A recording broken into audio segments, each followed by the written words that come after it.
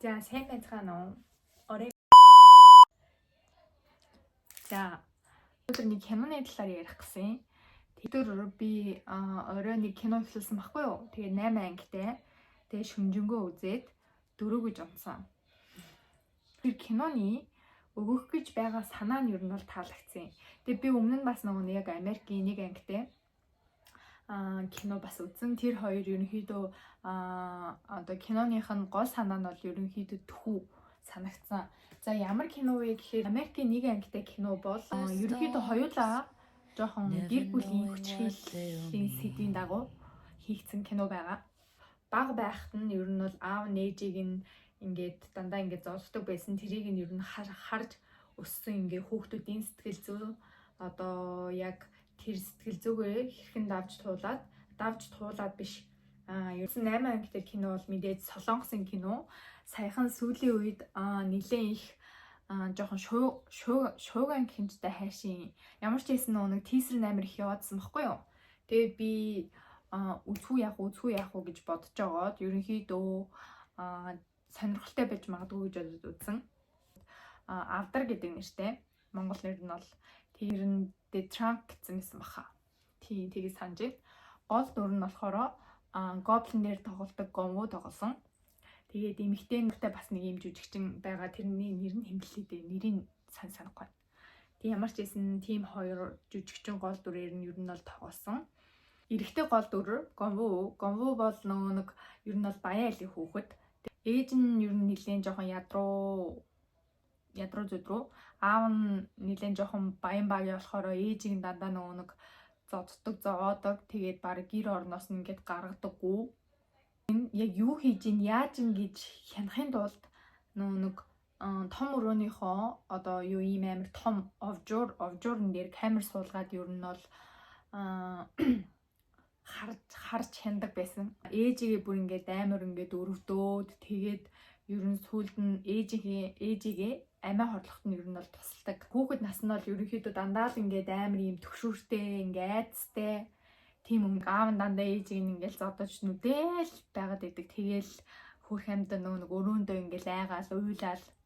Тэгэл ингээл тэр чимээ мэмийг сонсохгүй ингээл яадаг чинь тий ширээн дээр ороод ер нь бол айгу хэцүү өссөн баг явдал нь бол сургуулаа төгсөх болоод үехэд суух дээрээ тулаад тэгсэн чинь нөгөө хүүхэн бас нэг амар хүүхэн заяо. Одоо ингээд юу гэх чинь хажуудах байгаа хүн нь амар тайван хүн ерөөсөө биш. Дандаа нэг жоохон ийм зэвүүн гэх юм уу нэг тиймэрхүү нэг хүнийг өдөө хатгасан үг хэлдэг, үйлдэл хийлэгдэг. Тэгээ дээрээс нь ингээд одоо ингээд тэр хүн чинь ингээд багасаа ингээд аав нь ээжийг дандаа ингээд зоддог байсан. Тэнгүүд ээж нь ингээд амиа хорлцсон. Тэгээ тэр хүн ингээд ийм трауматай болсон байгаа шүү дээ. Тэрийг нь амар ашигладаг гэх юм уу. Тэгээ дээрээс нь ингээд нэг шүн болгон хар дардаг болохоор нэг энэ одоо унтгад чинь ингээд туслана гэд нойрны юм өгөөд тэр нь ингээд нойрны эмгүүгээр ерөөсө бандраг унтаж чадахгүй тийм болгоцсон тэр хүнийг байгаа хгүй юу.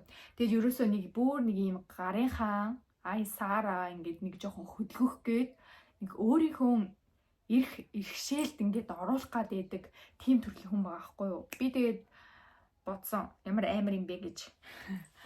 Ер нь гэхдээ нэг тиймэрхүү төрлийн хүн байд юм шиг байгаамаа. Одоо ингээд хүнийг ингээд захираад тэгээд ингээд яг тэр хүн ингээд өөрийнх нь ингээд яг ингээд үгээр байгаад ингээд бүнжигнөөд байдаг нь одоо тэр хүнийг амар юм өөртөө итгэх ингээд итгэлийн улам нэмэгдүүлээд гэх юм уу. Одоо ингээд амар юм улам ингээд бардан болгоод энэ хүн надгүйгээр ингээд амьдрч чадахгүй баг ингээд миний хэлсэн болгоныг хийх ёстой хийж иж баг амьдрах ухааны тийм юм боддог төрлийн хүмүүс гэрээгээр гэрлээд нэг төр хугацааны гэрлэлтийн тийм компанид ажилладаг хүн баггүй юу. Тэгээд яаж танилцсан бэ гэсэн чинь гол нөгөө нэг ихнэр нь ингээд одоо чи 1 жилийн хугацаанд ингээд өөр ингээд хүнтэй суугаад гайг болоод их юм бол би ингээд чамтай үлдээ гэж 1 жилийн хугацаанд ямар байх нь гэдгийг нь өөрөө ингээд харах гад албаар ингээд суулгасан байж байгаа хүн нь одоо тэр Гонвуг ингээд багаар ингээд өөрчлөөд байгаа байхгүй юу. Одоо ингээд дотроос нь эдгээгээд байгаа гэх юм уу. Тэр гэрлэлтийн зорилго нь бол тэр Гонвуг ихнэрээс нь салгах тэр аимшигт амьдралаас нь ер нь холдуул чин амьдрал өгөх зорилготой ер бас үзчихсэн ч байж магадгүй. Нөө бас юм гэрээд хөрмөлөө тийм нэртэй илүү. Тэгээд ингээд дандаа ингээд гэрээгээр ингээд хурим хийгээ яваад идэг. Тэгээд ингээд зүсээ ингээд жоохон хувиргаад гэх юм уу. Тэгж байгаа сүулдэ нөгөө нэг яг ингээд өөрхөн заяаныхаа ханаа олчдаг гэх юм уу. Тийм жоохон ингээд хажуудаа ингээд хүнтэй ингээд байхыг хүсэн штэ. Нөгөө ганцаардмал ингээд яг одоо тийг нэг хүнийг ингээд яг энэ дөрвөн хүн ханны донд ингээд аваачаад ингээд яг ганцаар ингээд бай гэчүүл ингээд хүн бас ингээд жоохон ингээд бага хэмжээний төгшүүртэй ч гэх юм уу. Мэдээж нэг жоохон юм хэвийн бус болж эхэлдэг. Токсик харилцаатай ингээд хосууд масууд гэл тэгдэж штэ. Үндэ яг миний ингээд зүгээр бодож байснаар л зөө одоо биш. Зүгээр өмнө боддог байсан. Бодлоо зүгээр л ингээд амар ингээд хэрэлдэж уралдаал тий. Ингээд нэгнийхээ ерөөсөө ингээд дээр гарах гал амар яараал тий. Амар амгалан бус нэг юм тайван бус байдаг тий. Тиймэрхүү харилцаатай.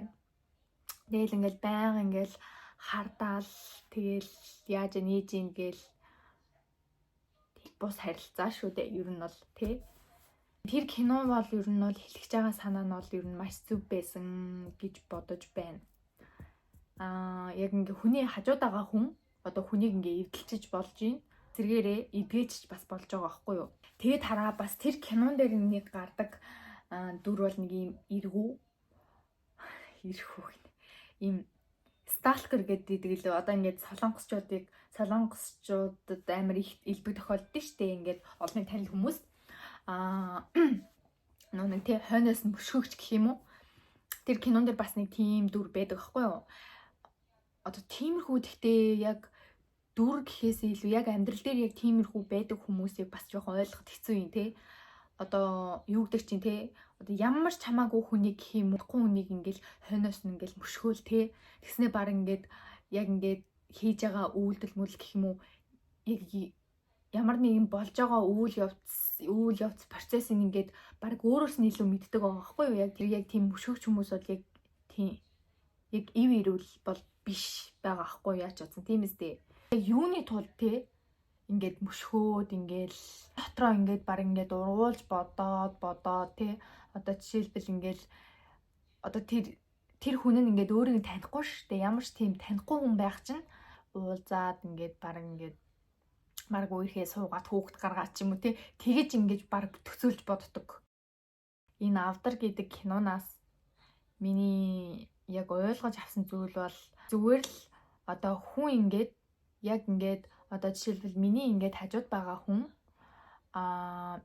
ер нь бол хэн байгаагаас ямар хүн байгаагаас шалтгаалаад миний одоо ингээд байгаа байдал миний зан характер одоо юу гэдэр чи миний оюун ухаан ингээд тэр чигээрээ өөрчлөгдөж ингээд болох байгаа байхгүй юу одоо ер нь тийм сайн талаараа мууш талаараа тэгэнгүүт ингээд зөв амар юм гоё те хүнд юм гоё ер нь зүгээр хүнийг юм тайван байлгадаг яг ингээд за энэ хүнтэй ингээ хамт байхад миний ингээ сэтгэл санаа болон би зүгээр амар гоё юм амар амгалан мэдэрдэг дээ гэж бодогдсон хүнтэйгээл ер нь бол хамт байх нь зөв гэж бодсон.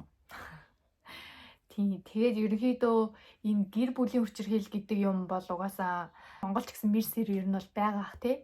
Яг одоо ингээ кинонууд дээр гардаг шиг тэгэж амар ингээл ста нэрэ бага юм мэдгүй яг сайн мэдгүй байна. Гэхдээ ер нь бол мэрсэр байдаг байх.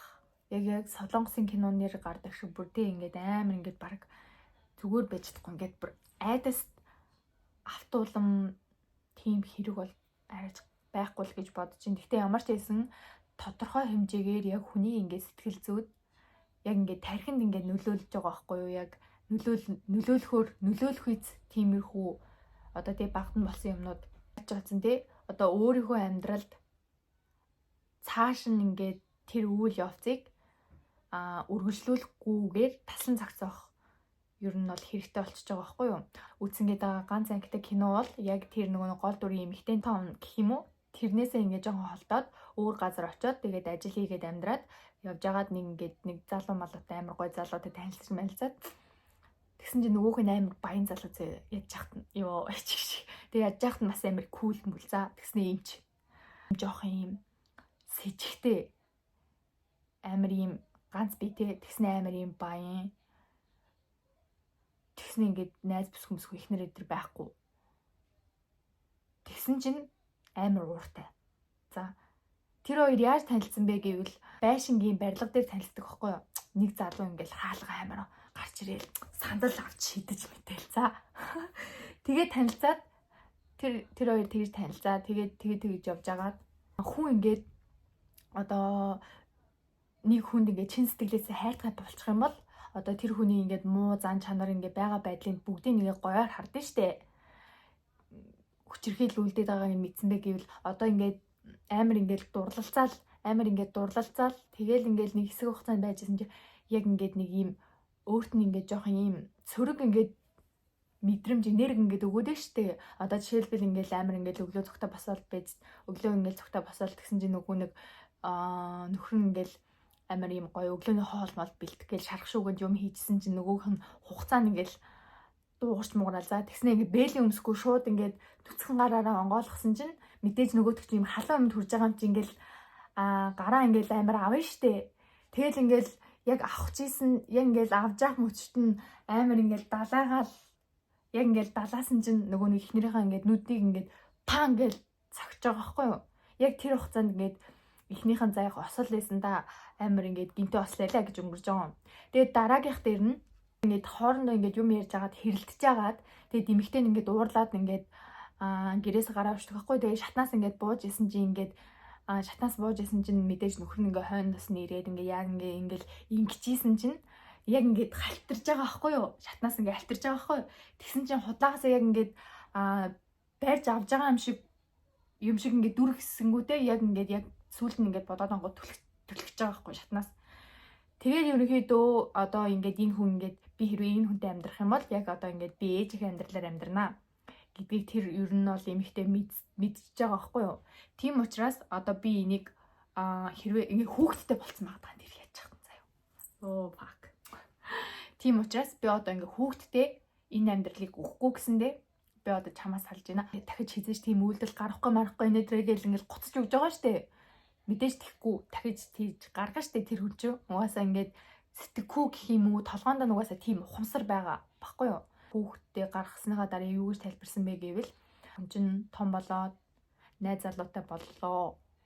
Тэгээд найз залуу нь гинэт ингээд хайртай штэ гингүүдээ шатаар түлхээд ингээд би ингээд чамайг хайрладаг штэ. Дож нүдээд тэгээд ингээд чам дээр ирээд би одоо яг яах вэ гэд асуувал чи яг юу гэж хариулах вэ гэд тэр нөхрөөс асуудаг байхгүй юу? Тэгсэн чинь нөхөр нь бол би бол хизээч дахиж тэр залуутай битгий уулз гэж хэлнэ, сал гэж хэлнэ, баг тий хол гэж хэлнэ гэд хэлээд тэгээд ойлгуулж байгаа байхгүй юу?